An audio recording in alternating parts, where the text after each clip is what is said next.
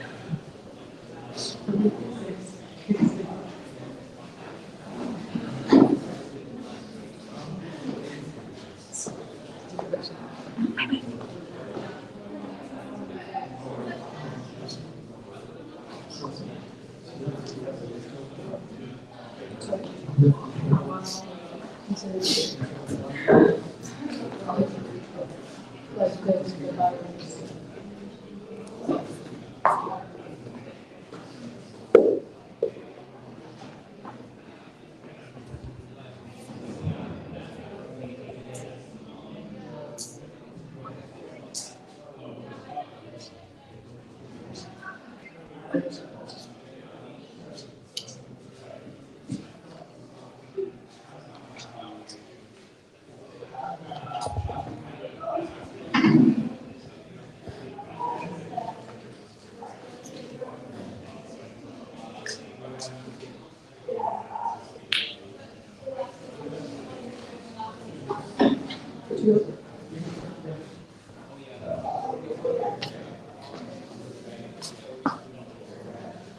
Good morning, everyone.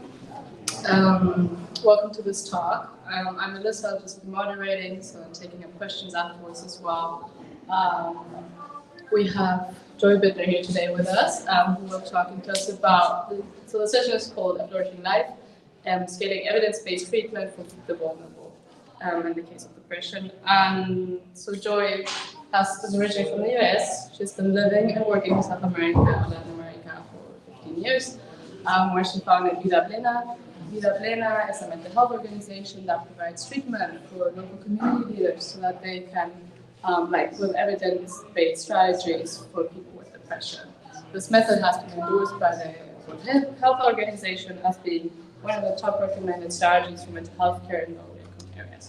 So yeah, just reminding you that afterwards we have some time for questions as well, so feel free to use Slide, which you can access the swap card. Yeah, of course.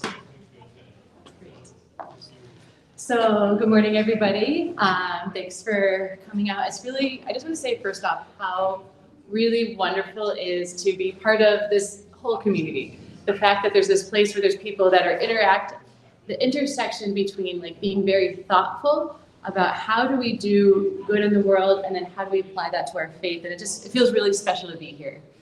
So just thank you to each one of you who's just by your mere presence is saying like, this is something we're thinking about and we're caring about. So in any case, my name is Joy and I am here to talk to you about depression, which obviously kind of starts kind of semi-ironic, but that's actually not quite correct because Vida Plena translates into Spanish to an abundant life. And that's taken directly from the verse from John 10:10 when Jesus says, I have come to give you life and life abundantly.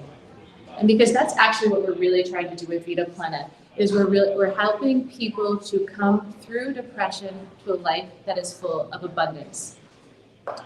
This is because sometimes we use these terms like mental health and depression, and they can kind of come off as cold and clinical, but really that's what we're actually doing here. It's not just about helping people go from being depressed to some sort of like, if this is even possible, some sort of like neutral baseline.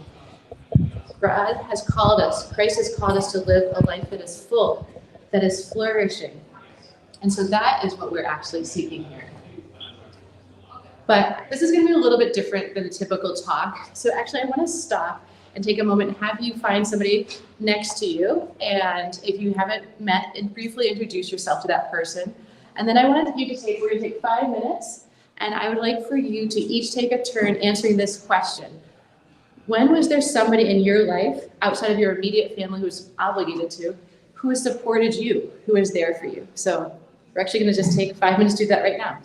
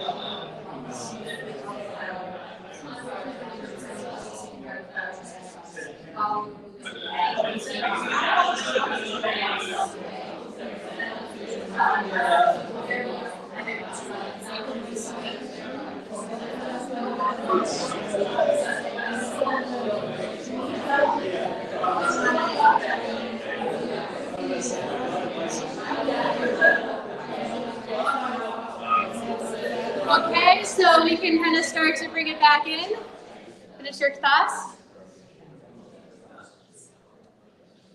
So you're probably like, okay, that's a little bit of an odd start to a talk, so why did I have you do that? The reason I had you do that is because Vida Plena is based off of the power, it's a group therapy, it's not an individual therapy, so really what that means is that we are based off of the power of people coming together, people forming relationships, people forming communities. And so I just want to think about that little experience you had. You just had like 5 minutes right now, and you undoubtedly learned something significant about that person next to you, and you probably shared something significant about yourself.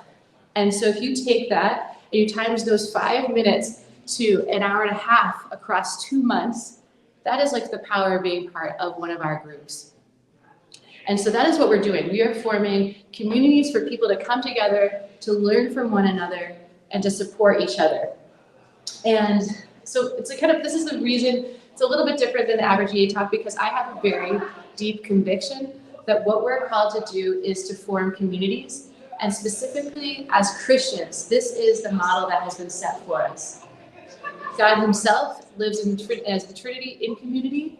And then the whole gospel story is that of him saving us from coming in relationship, Christ coming to save us as a desire to build relationship. And then for us to coming together as the church to form relationships and community.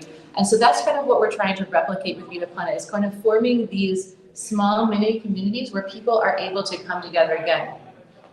So how does this tie to depression and kind of the work we're doing? It is that, exactly that. Depression often causes people to withdraw, causes people to withdraw from their relationships, from their family. And so by forming communities, these groups of support, it gives people an opportunity to start to rebuild that. So kind of like, so let's take a step back for a second. So why should we care about depression?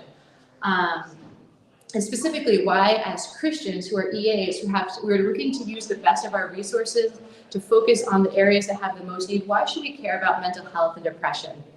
So I'm going to make a kind of a case for you. First, I'm going to focus on what is the EA case for prioritization. And then I'm going to talk to you about a model that we are using with Vida Plena, how the effectiveness and the cost effectiveness of that. And then finally, I'm going to talk to you a little bit about what it is that you can do, how you can apply this, kind of what could the future look like. So we're going to take a step back, and I'll throw some numbers at you, because when I first learned them, they were somewhat shocking. According to the WHO, about 5, and I'll focus on Latin America because that's where we're operating. I live and I'm based in Quito, Ecuador. And so there's about 5% of people who are living with depression in this moment. And that translates to about 33 million people.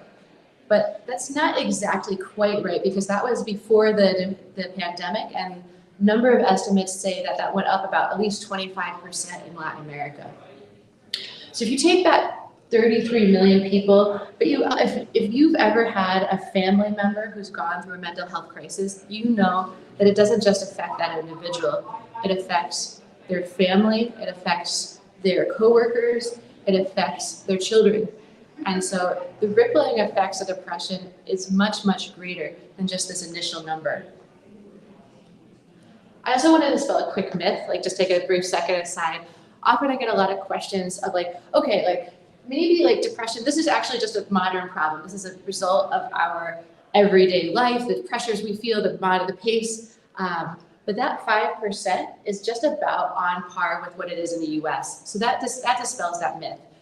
If depression is about the same in the US as it is in the developing world, that means it's not a result of our modern life. On the other hand, it means that if we solve poverty, we're not just going to solve mental illness either. Sometimes that's another thing that people often talk about. But if that was true, we wouldn't have mental illness in the US, in the UK, and we all know that's also not the case. So I just wanted to dispel both of these myths pretty quickly. What, however, is different than for people living with mental illness and depression in Latin America is that 3 out of 4 people don't receive any care. And that's largely due to 2 facts. First is private care is unaffordable. And then secondly, there's almost very little, almost no public investment into mental health. Less than 1% of national public health budgets are put towards mental health, which is 6 times less than in high-income countries. But so like, why do we really care about this? So we have these like numbers and figures, and they're like a helpful shorthand, but they don't really capture the actual experience. Because what we're talking about here is being more than just sad. Having poor mental health means that the definition of depression is that there's a loss of sense of pleasure and enjoyment in daily activities and an overwhelming sense of hopelessness. And that is actually what it means to be living with depression. It means that you are not able to find enjoyment in day-to-day things. It means that average normal activities start to feel overwhelming, if not impossible. You don't have energy to do things you want to do. Often you can't even get out of bed. Life often starts to feel like it's not worth living. And even worse is that fear that it might not get better. So we use this box to kind of call something mental health, but really mental health affects every single aspect of our lives. It affects our physical health, it affects our work, it affects our relationships. And so people who are living with mental illness, specifically with depression, really what it comes down to as EAs and as Christians, we are called to end suffering. And the suffering that people who are living with mental illness face is so much worse that they are 20 times more likely to die from suicide. However, there is good news. We do have methods of interventions that have been proven and are effective, and that have been shown to help people come out of depression. So specifically, I'm going to talk to you about interpersonal therapy, which is a model of therapy that has been adapted by Columbia University, the Global Mental Health Lab, and it has been adapted to be used in low-income countries in group settings. And this has been proven to be so effective that it is endorsed by the World Health Organization as one of their top-line treatments in low-income settings. So interpersonal therapy is considered to be highly effective. There's been a number of different studies that demonstrate that, and this goes back all the way to 2005. There was a team that studied this did an RCT in Uganda, and what they found was that compared to the control group, 75% of people had a significant reduction in their depression symptoms 6 months following the end of treatment. So what that says is that we not only have treatments that are effective, they are treatments that are durable and they continue to last. Because that is a problem often with depression. It is something that can become very cyclical, and there's often people are prone to relapses. So working with treatments that help people to not just feel better in the moment, because we don't want to just be putting that Band-Aid on it. What we're looking to do is help people to develop new skills and techniques that they can then apply in other moments in their future. So I just want to kind of highlight these. So there's a number of different studies. These are not just one-off studies, these are RCTs. And then this is the manual that was then developed by the World Health Organization. And so now that we have we have 15 years of evidence, and Columbia University has been training international organizations such as UN Refugees, such as CARE, and the entire Ministry of Health in Lebanon has implemented interpersonal therapy as their treatment method. So really what we're doing, there is this exceptional body of evidence demonstrating the effectiveness of this. People across Africa and the Middle East are benefiting from this program. So just gonna want to talk through basically what it looks like. Basically what there are, these are groups. They are about on average 8 people, and they meet in their local community, in their local school, a church, community center, basically the places and spaces where people already are. People come together for about an hour and a half, and what they do during that time is they are discussing kind of their day-to-day problems. The point of interpersonal therapy is to help people understand how their day-to-day life affects their depression and how their depression affects their day-to-day life. And so really what that is people learning the skills to be able to better manage their depression in the moment. There are some therapies which are really important that'll go back in history and look at past traumas. Interpersonal therapy is very much focused on what's happening here and now. And then specifically is that community support aspect, helping people to build up those relationships and have a place to be able to practice those new skills. So you might be thinking, to get these kind of results, you probably have to have a really expensive team of psychiatrists and psychologists. And then that brings me to the second critical aspect of this program model, is that it is based off of community members who live and work in their own communities, and then they become certified and trained in this particular type of therapy. And so that is what is actually exciting about this. And so this is basically everyday people who already live there and they already understand the problems that are being faced. And then they are given the tools to be able to facilitate a group. And so what does that actually look like? I often like to think about it as you come together in a group, and then it's not unlike you had that friend who's exceptionally emotionally intelligent, a really good listener, and you come in and you start to talk through, this is what happened the past week, and then you start to break that down into great detail. You start to learn about how can you do things differently, how can you apply that differently, and then there's a huge aspect of group sharing and group learning from one another. And I think that is what's a significant part of the power of this, because it takes the pressure off of the group leader, the group facilitator, to have all of the answers as the expert, but it really is kind of drawing upon the collective wisdom.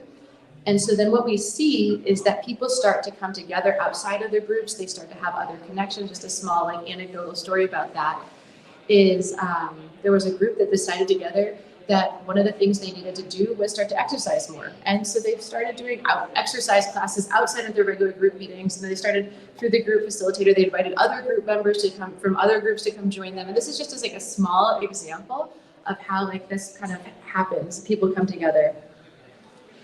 And just as a side note, there's been a number of studies that have looked at the effectiveness of these community members leading groups and how does that work. And so specifically looking at community health worker models, which is what these are called, the annual review of clinical psychology did a study in 2017 in which they looked at 27 clinical trials, and they concluded that community health workers were able to significantly improve the mental health outcomes in low-income settings.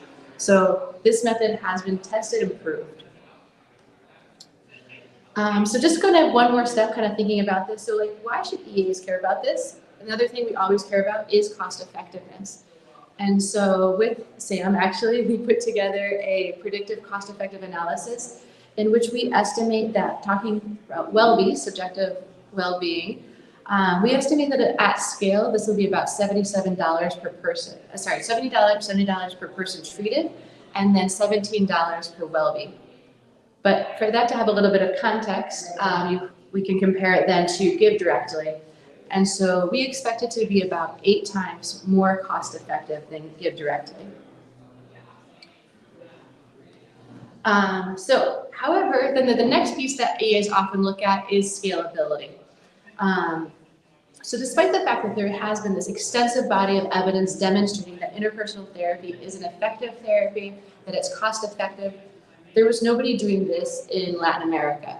And so that is why Vida Plena was formed, to be able to bring this and replicate those results that we've seen in other places in Latin America. And so I just want to tell a little bit more of like the backstory. So as you could note from my accent, I'm from the US, I'm not from Ecuador. I've been living there for 15 years in Latin America now. And so kind of where I started out, my backstory is I moved to Ecuador to work for a fair trade company. Specifically, we worked with indigenous women who were artisans and they were making handmade jewelry. So that meant I spent numbers of hours sitting around kitchen tables, streaming beads, and hearing about people's stories. And there was one particular woman that I worked with, and tragically, her husband had died from suicide, and that left her alone with 4 young children. And even though we had given her a job, we thought that would solve all the problems. As you might expect, that does not solve all the problems. And so I was trying to help her connect with a psychologist, for her and her kids to be able to connect with a psychologist. But because of the difficulties of distance, of cost, of all the logistics, it wasn't possible. I wasn't able to help her get that. And so kind of part of that is from where Vida Plena was born. And so kind of like, and then really what it was that was kind of like the first piece. And then the next piece was seeing these examples of other organizations. Some of you might be familiar with Strong Minds and Friendship Bench that came out of Sub-Saharan Africa, and seeing the success that they had and wanting to replicate that. And so that's kind of really where the backstory is for Vida Plena. So what's our pathway? So we launched last year, myself and my co-founder, Anita Caslin, who is an Ecuadorian psychologist. And we went through the Charity Entrepreneurship Program last summer. Proud to say we are the first organization in Latin America to go through the Charity Entrepreneurship Program. And we are also one of the very first EA organizations to be operating on the ground in Latin America at all. So we launched with our pilot in the fall, and what we did with that is we worked with Columbia University, the same university team who's done all of the training for these institutions around the world, and they trained 16 people in Ecuador, and then we ran 10 groups. And then with that we did, this is just preliminary evidence from our baseline and end line, but what we did see was there was a significant reduction in depression. And so working with the Columbia University team, we are able to find that our results are on track with everything that they've seen everywhere else. Specifically, we are looking at depression scores using the PHQ-9. We also look at anxiety with the GAD. We look at post-traumatic stress with the PCL. These are all kind of standardized psychological measurements. And we were able to see reductions in every piece. And of course, we did look at subjective well-being as well. But just kind of like a small anecdotal sort of side success, Columbia mentioned to us that in all of their 15 years of doing these types of training and training the group facilitators, we're the first organization that didn't have any of the facilitators drop off. They said normally there's about a reduction of about, it could be 25 to 30, sometimes even 50% of the people they initially train drop out of the program because they realize it's not for them, it's not a good fit. And I'm exceptionally proud to say that all of our facilitators have continued on. And so where we are now, we are continuing to run groups. At the moment, we're running 15 new groups, and the goal is for this year to continue going forward. Specifically, this is some updated numbers that you've seen before, but our aim is to be able to treat about at least 1,500 people this year and about 3,000 people next year. So really what we're doing this year and next year, we're setting up the structures to be able to have the ability to operate at scale. What that means is the ability to recruit people, the ability to track data properly, to be able to become a learning institution. But really our vision is for that. We want to be the leaders in Latin America in being able to provide quality and quantity of service. And specifically though, that is like being able to reach people in the places where they might not otherwise be able to get any type of care. And so to be able to do that, I want to talk a little bit about the math behind that. So our facilitators are paid an annual salary, about $9,000 a year, which in local terms is a reasonable salary. And we can train one person for $200. And that person, over the course of a year, they can run about 60 groups. And then if we put a slightly more conservative estimate of 7 people per group, that means one facilitator can treat 400 people annually. By the end of next year, we hope to have at least 50 facilitators. So that's kind of how we're able to kind of like our pathway to scale. But kind of, I want to zoom back even further. So if we go back and remember there was like that 33 million people, that conservative estimate, who are currently living with depression. If we take that cost per person of $77, that means over the course of 10 years for an annual budget of $250 million, we could reach every single person in Latin America. Okay, that's like obviously quite a high number. 250 million is a very high number. And so I'm not saying that we are the ones who have to do all of that, but what I is saying is our pathway to scale is to be able to work with national governments, because UNICEF recently released a report in which they said that counterfactually, $30 billion is lost a year to untreated mental health illness in Latin America alone. So all of a sudden, being able to work with national governments means that is our pathway to be able to actually reach within 10 years every single person. So I kind of want to loop back around to where we started. So this is the mission of Vida Plena, to help people come through their depression to be able to live lives that are flourishing and abundant.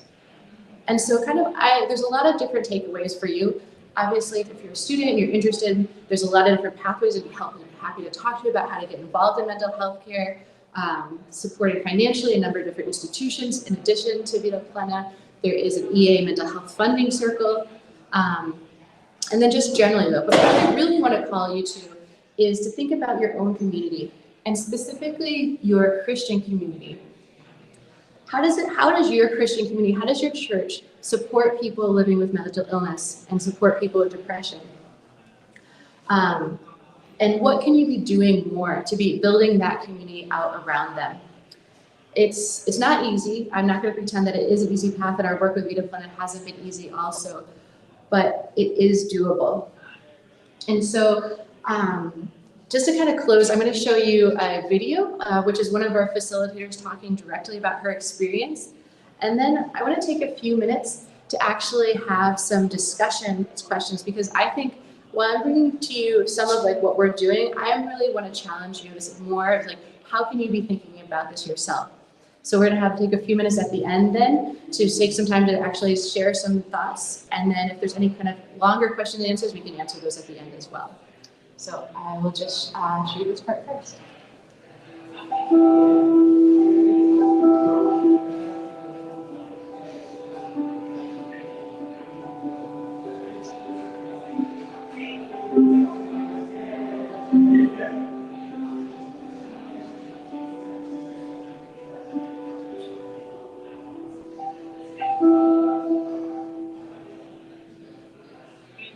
Con Vida Plena entendí que era parte de una sintomatología de la depresión, algo que me gustó muchísimo porque siento que mi divinidad me trató de la manera como me gusta, con conocimiento, porque el desconocimiento te hace un esclavo. Y cuando llegué a Vida Plena, pues, mi querida yo y mi querida Anita me recibieron con una gran sonrisota y yo dije, bueno, creo que llegó a un lugar agradable. Todos nos apuramos de nuestra querida amiga Vida y damos un gran abrazo. Llegan las personas como con expectativas. A algunos les cuesta abrirse, a otras les gusta solamente ser oyentes. Pero en el camino de los grupos van desarrollando estas habilidades de comunicación por la observación. Las personas que no querían participar se sienten motivadas por otras. Y se va creando como esta empatía de escuchar e intervenir prudentemente ante una situación de una persona que está exponiendo. Soy una persona amable, curiosa, que tiene mucha bendición. Y si el día de hoy no va bien, yo me voy a encargar de hacerlo mejor. Traspasa el momento del grupo y empiezan a apoyarse fuera de este momento. Entonces, hola, ¿cómo estás? Se llaman, se escriben, se invitan a tomar un café, a escucharse en otro momento, y creo que esa es una de las proyecciones, ¿no?, del programa, de que los lazos y los vínculos sean primero de reconocerte delante de una persona que también vive lo que tú estás viviendo, pero también que pueda significar el apoyo de esta persona, que no es una obligación, pero nace de cada una de las personas. Es bonito ese vínculo que se crea.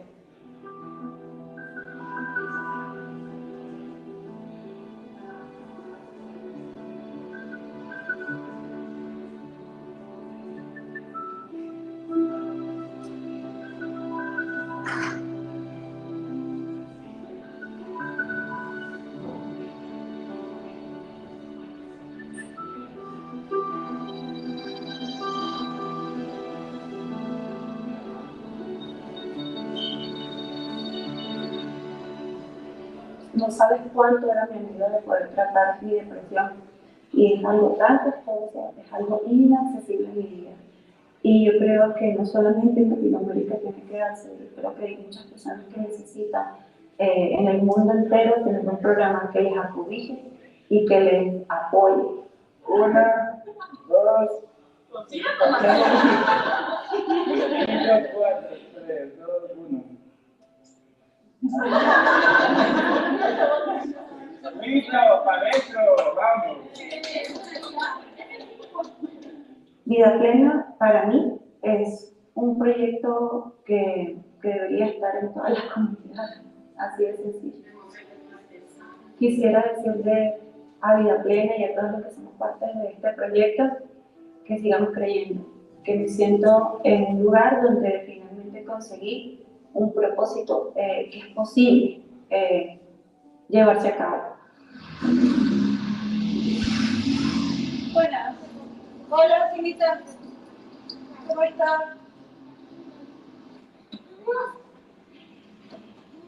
Me llevo un montón de esfuerzos, me llevo un montón de estrategias creadas para poder seguir adelante. Me llevo una enorme tarea de seguir conectada a la vida, porque eso fue lo que me enseñaron. De ambos, pues súper agradecidos, porque como dices, aprendí a que soy digna para recibir y que tengo la capacidad para dar. Eso aprendí Vida Plena. Hola, ¿cómo estás, profe? Chao, mamá, te amo. ¡Apenas Sí, estoy orgullosa de ser de acá. A veces uno ve la parte económica. No, ay, no, esto es la habitación, no lo que te motiva. No, tengo que salir. Hay otra oportunidad económica. Pero sí, claro que sí. Y desde afuera te dicen, no, tienes que salir porque ya no hay futuro, total. Y uno dice, el futuro soy yo. La fábrica soy yo.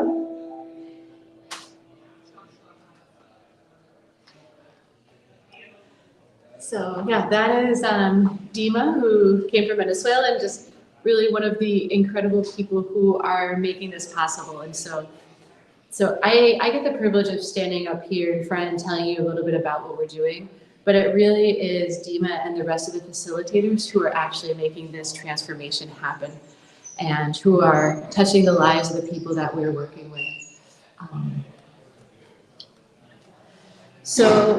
Just what I want to do is just kind of circle back around. And so go ahead and we're going to take about 10 more minutes. And I want to kind of just think through these questions here. We'll maybe in a few minutes less, but just kind of take a moment. And I really want this to be our takeaway. Thinking about is this something that you talk about in your communities? If so, how or not? How should we as Christians be thinking about this and kind of pulling back to what is guiding us? What did the scripture say? What kind of passages and stories come to mind to think about this? And then in what ways have you witnessed the church be a supportive community for people who are suffering? And then what ways can we do better? So we'll just take a few minutes again, kind of back into your pairs, and then we'll come back as a group to kind of share, because really what I want to hear is I want to learn from you guys. You guys are the ones who are actually living this out in the day-to-day. And I'd love to hear your ideas. So we'll just take 5 minutes to do this as well.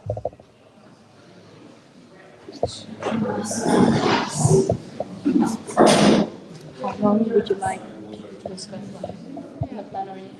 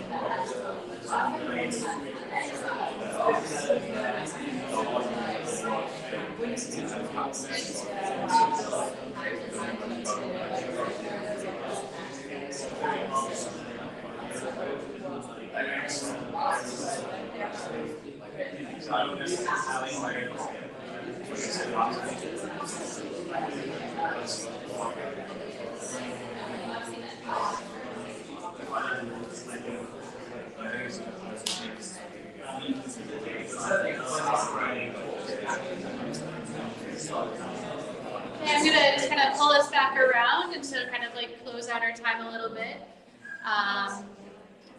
Just wondering if anybody had like one or two thoughts that they wanted to share, something that really came out during your discussions that you'd love to share with like the wider group.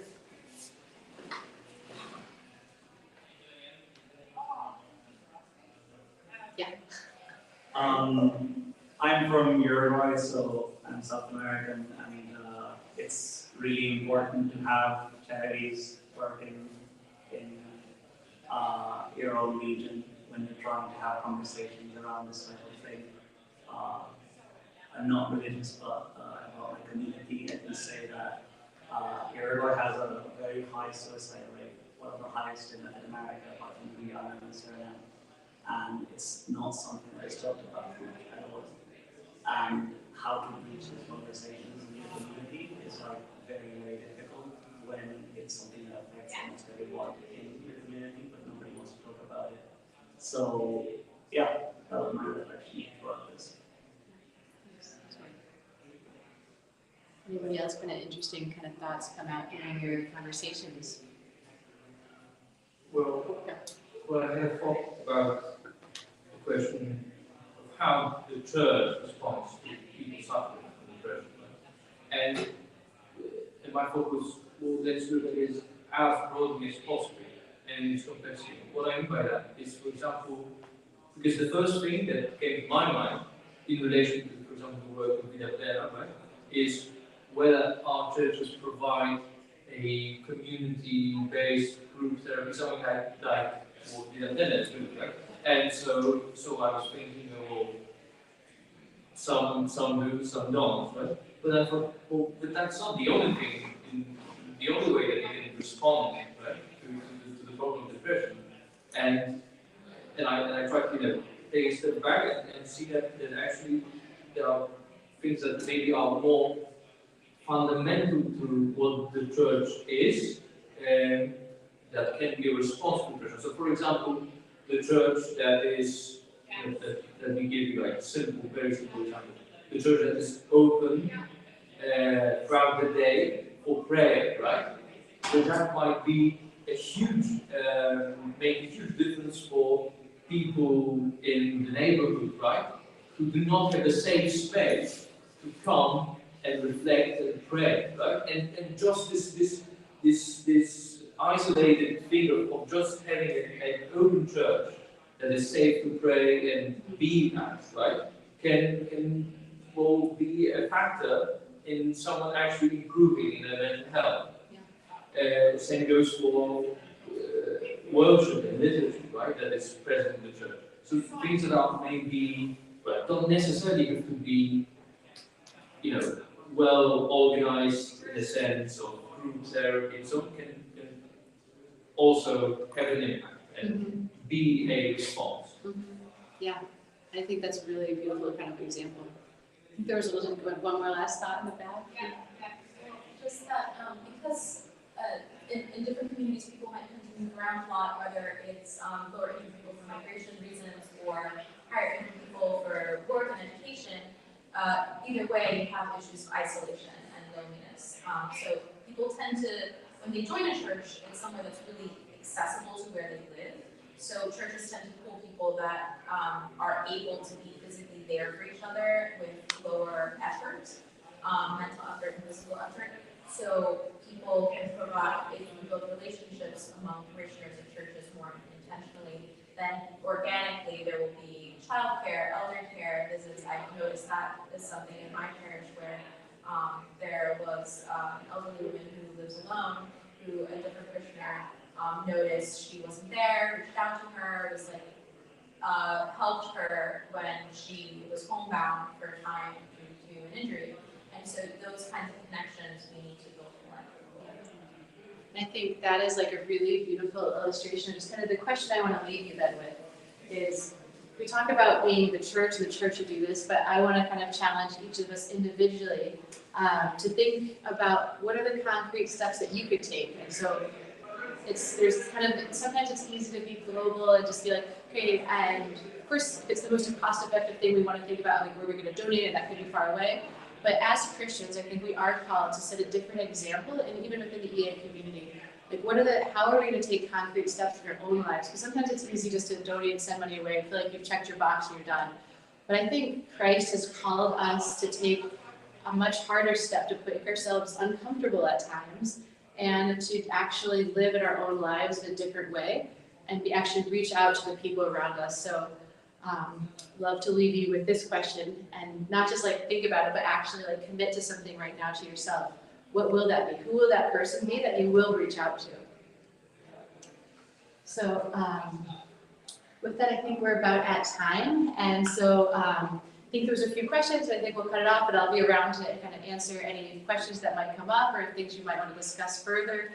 But just really thank you so much for being interested in this topic. There's a lot more conversation that's continually happening, but there's still just sort of, we use the word stigma, but really what it is, it's kind of this sense of like ickiness of like somehow we might catch.